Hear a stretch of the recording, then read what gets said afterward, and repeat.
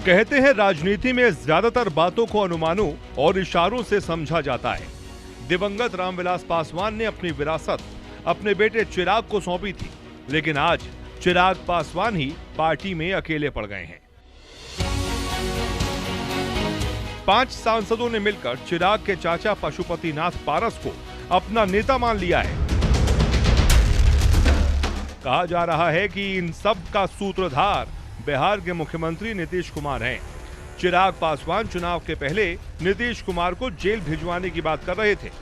नीतीश कुमार के स्वभाव को देखते हुए सूत्रधार वाली बात की आशंकाओं को बल मिलता हुआ नजर आ रहा है।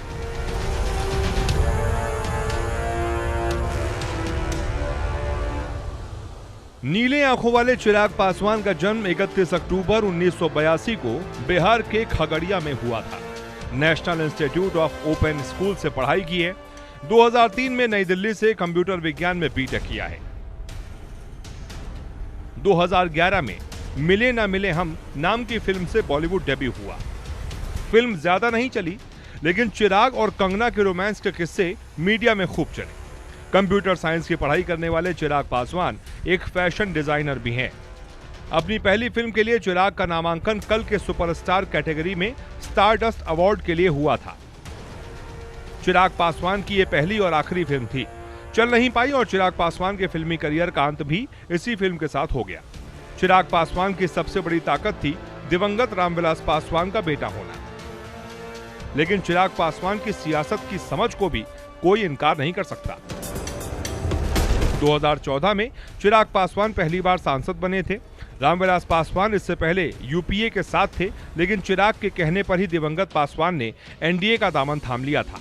अपने पिता की तरह चिराग में भी लोगों ने दूरदर्शिता देखी थी। चिराग पासवान के लिए राजनीति में आना और राजनीति करना एक्टिंग करने से ज्यादा आसान था। चिराग को शुरुआती राजनीति करने में शायद इसलिए परेशानी भी नहीं हुई। जब नीतीश कुमार नरेंद्र मोदी के खिलाफ भाजपा से अलग हो गए थे, तो भाजपा को बिहार में नए साथी की तलाश थी। 2014 के आम चुनावों के लिए ऐसे वक्त में एलजेपी भाजपा के साथ खड़ी हुई। माना गया कि रामविलास पासवान और एलजेपी के इस फैसले के पीछे पूरी तरह से चिराग पासवान की रणनीति काम कर रही थी। आज वही नीतीश कुमार बीजेपी के साथ हैं और चिराग पासवान की पार्टी एक झटके में उनके चाचा की हो गई। पूर्व केंद्रीय मंत्री और लोजपा के संस्थापक रामविलास पासवान अब दुनिया में नहीं है। शुरुआत में पार्टी और परिवार दोनों ने चिराग पासवान को अपनाया, उन्हें अपना नेता माना, लेकिन चिराग पासवान पर खुद कई तरह के आरोप लगने लगे। पार्टी के फैसले वो अकेले करते थे। इससे पार्टी के नेता और परिवार के सदस्य दोनों चिराग से दूर होते चले गए। दूसरी तरफ नीतीश कुमार थे, जो चिराग पासवान को सबक सिखाने के लिए बैठे हुए थे। चिराग पासवान की कहानी रामविलास पासवान के बिना अधूरी है। रामविलास पासवान डीएसपी की नौकरी ज्वाइन करने वाले थे, लेकिन बेगूसराय में वो कुछ समाजवादी नेताओं से मिले और राजनीति में आने का फैसला कर लिया। संयुक्त सोशलिस्ट पार्टी ने रामविलास पासवान को चुनाव के मैदान में उतारा था। सामने कांग्रेस के नेता मिश्री सदा थे। प्रचार के मामले में रामविलास पासवान मिश्री से काफी पीछे थे, क्योंकि इनके पास पैसों की किल्लत थी। जैसे तैसे साइकिल से पूरा चुनाव प्रचार किया। चुनाव परिणाम आने पर पासवान की जीत हुई। पासवान को 20,000 से ज्यादा वोट आए, जबकि कांग्रेसी उम्मीदवार को 19,424। इस तरह से दिवंगत पासवान की राजनीति में एंट्री हुई थी। चिराग पासवान को सब कुछ बना बनाया मिल गया। चुनाव प्रचार के लिए एक से बढ़कर एक एसयूवी थी, ऊपर से सीनियर पासवान की विरासत। चिराग पासवान के हाथ से पार्टी जाने का ये भी एक अहम कारण है।